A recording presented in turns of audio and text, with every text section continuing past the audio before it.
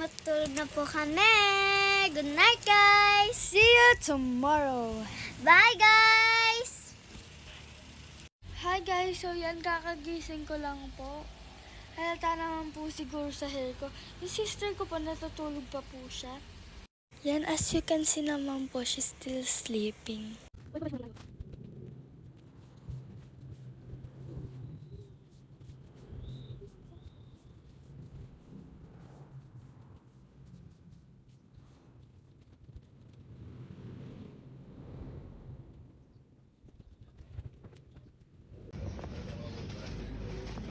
Ito ang aming almusal ngayon. Nire-ready ni mama ko po.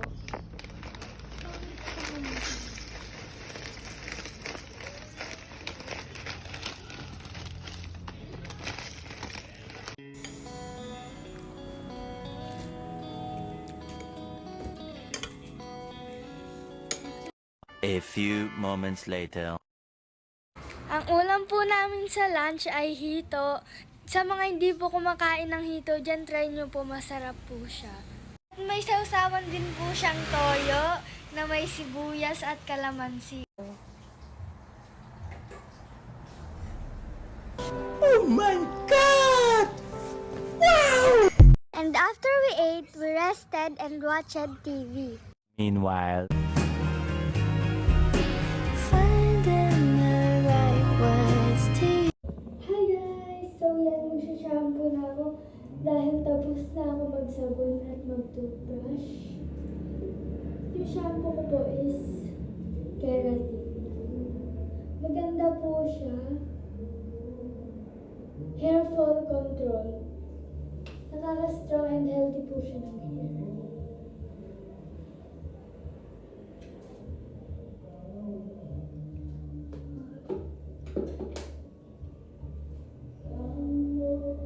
Ito po. So, yan na siya.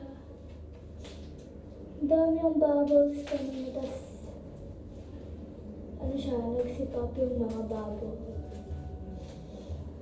Ayun siya. Tingnan nyo guys.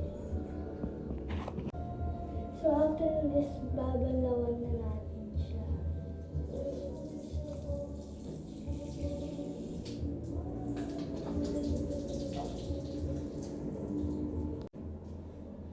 And after siya mabanlawan is lalagyan natin siya ng konting conditioner lang para hindi siya mahirap i-brush.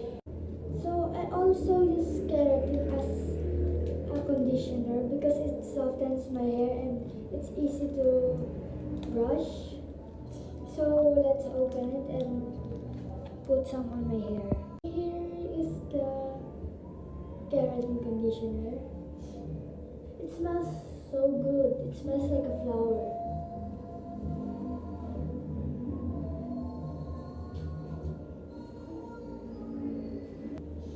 Naglalagay lang po akong konting pang conditioner bago mag-soften yung hair ko. After that is babanlawan natin pag nag-dry na siya ng konti. Banlawan natin.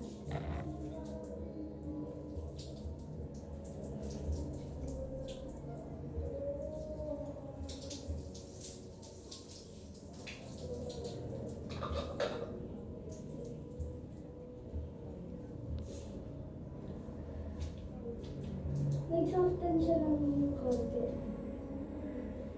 Nag-soften siya. Pag binash natin to is sobrang mag-soften talaga siya.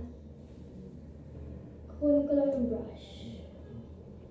So I'm holding the brush I'm gonna use right now. It's hard to brush, but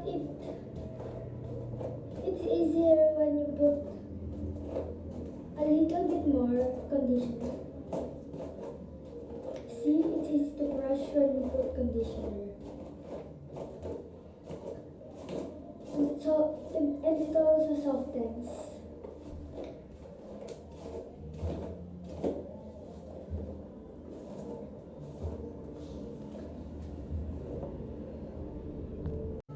And after brushing my hair is pinisa ko muna kasi sobrang basa na.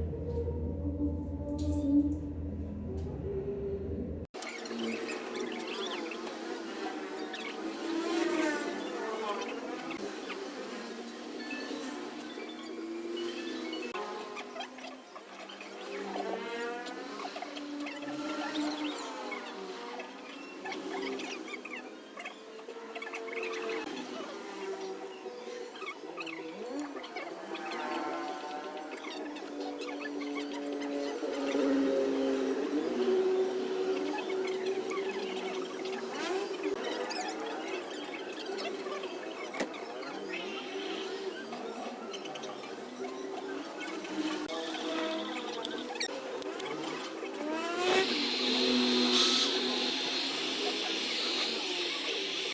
A few moments later.